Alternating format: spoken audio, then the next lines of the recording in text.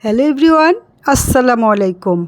আজ আমি তোমাদের সাথে খুব সুন্দর একটা সিম্পল ডিজাইনের মধ্যে কেক ডেকোরেশন দেখাবো, তাও কিনা আমার একজন ভেরি স্পেশাল মানুষের জন্য। তো তার জন্য একটা কেক বানিয়ে নিয়েছি। কেকটা প্রথমে মোল্ড আউট করে নিচ্ছি চাকু দিয়ে, চতুর্থ সাইডে ছেড়ে নিয়ে এখন আমি মোল্ড আউট করছি। দেখো খুব সুন্দর একটা কেক হয়েছে, ভীষণ সফট কেকটা, দেখতে খুব সুন্দর আর খেতেও খুব মজার হয়েছে এটা।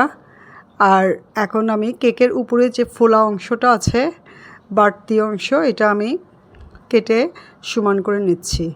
তারপরে আমি এটার মধ্যে একটা স্লাইস করছি। কেকটা খুবই নরম, সেজন্য আস্তে আস্তে হাত দিয়ে চাপ দিয়ে ধরে চাকু দিয়ে ঘুরিয়ে ঘুরিয়ে আস্তে আস্তে আমি এটা কেটে নিচ্ছি।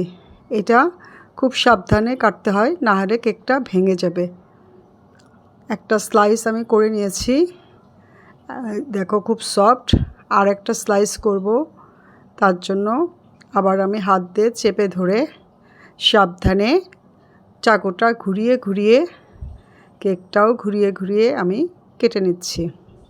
এই কাটার কাজটা সাবধানেই করতে হয়, আস্তে আস্তে, নইলে কেকটা ভেঙে যায়। সাবধানে আমি চাকুটা ঘুরিয়ে হাত দিয়ে চাপ দিয়ে ধরে হালকা করে কেকটা আরেকটা স্লাইস কেটে নিলাম।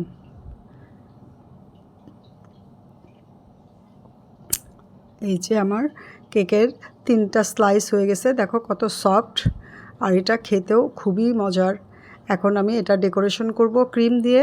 তো প্লেটে একটু ক্রিম দিয়ে কেকটা আটকে নিলাম, নইলে নড়ে চড়ে যাবে। আর উপর দিয়ে এখন সুগার সিরাপ দিয়ে নিচ্ছি। এই সুগার সিরাপ দেওয়ার জন্য কেকটা অনেক সফট থাকবে। আর যদি সুগার সিরাপ না দেওয়া হয়, ডাইরেক্ট ক্রিম দিয়ে কেকটা ডেকোরেশন করা হয়, তাহলে অত বেশি সফট থাকে না।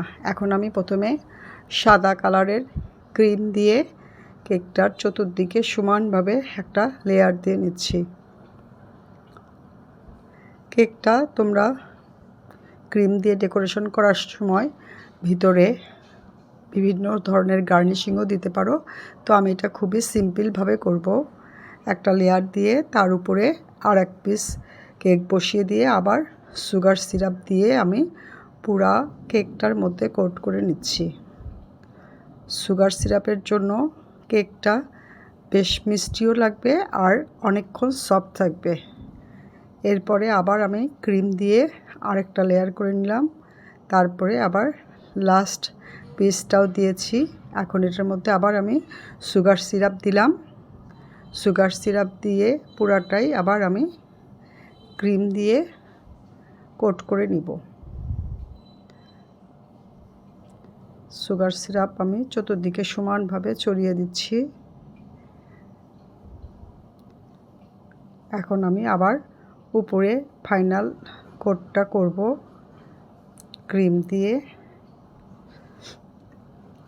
সুন্দরভাবে ঘুরিয়ে ঘুরিয়ে একদম টার্নিং টেবিলে আমি কেকের প্লেটটা সেট করে নিয়েছি। এখন আমি খুব সুন্দরভাবে এটা পুরাটাই ক্রিম দিয়ে মুড়িয়ে নিচ্ছি। আমার ক্রিম কোট করা হয়ে গেছে। এটার এখন ফিনিশিং দিচ্ছি। এইভাবে আস্তে আস্তে তোমরাও কেক যখন বানাবা সাবধানে এটা ফিনিশিংটা দিতে হবে। সাদা কালারের ক্রিম দিয়ে আমার ফাইনাল ফিনিশিং দেওয়া হয়ে গেছে। সাইড দিয়ে একটু ঠিক করে নিচ্ছি। এই পর্যায়ে আমি আধা ঘন্টার জন্য এটা নর্মাল ফ্রিজে রেখে একটু শক্ত করে নিয়েছিলাম। তার উপরে আবার আমি এটা ফাইনাল ফিনিশিং দিচ্ছি।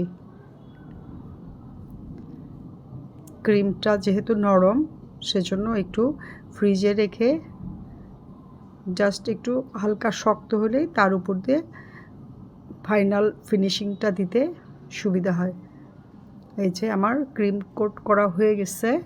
এখন এটার মধ্যে আমি লাল কালার, ফুড কালার দিয়ে ব্রাশ দিয়ে একটু সাইড দিয়ে ডিজাইন করে নিচ্ছি। এটা তোমরা নিজেদের পছন্দ মতো যে কোনো ডিজাইন করতে পারো।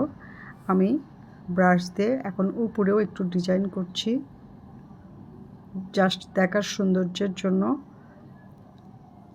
এটা দিয়ে আমি একদম পুরাটাই ব্রাশ দিয়ে দাগ দিয়ে দিয়ে লাল কালারটা দিয়েছি। এখন সাদা কালারের ক্রিম দিয়ে সাদা এবং লাল দুইটা কালার একসাথে মিক্সড করে নিয়েছি।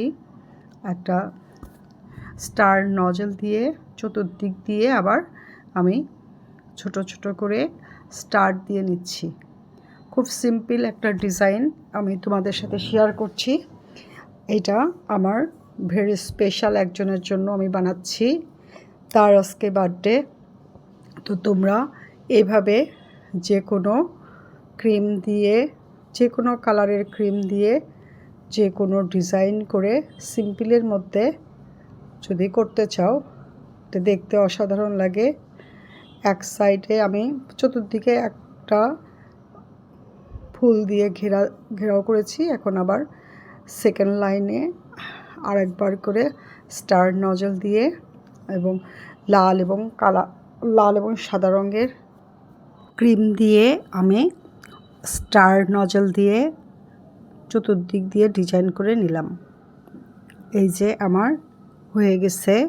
তো এটার ভিতরে তোমরা যে কোনো মেসেজ লিখতে পারো, ওয়েলকাম মেসেজ, বার্থডে বা ম্যারেজ অ্যানিভার্সারির যে কোনো মেসেজ তোমরা লিখতে পারো। তো দেখে নিলে কিভাবে খুব সিম্পল ডিজাইনের মধ্যে আমি কেকটা ডেকোরেশন করেছি। তো তোমরাও তোমাদের প্রিয়জনের সাথে এরকম সিম্পল ডিজাইন দিয়ে কাউকে উপহার দেওয়ার জন্য এভাবে তৈরি করতে পারো। তো এটা সবার সাথে শেয়ার করো, কমেন্ট করো, লাইক দিও। আর যদি চ্যানেলে নতুন হও প্লিজ সাবস্ক্রাইব করো। সবাই ভালো থেকো। আল্লাহ হাফেজ।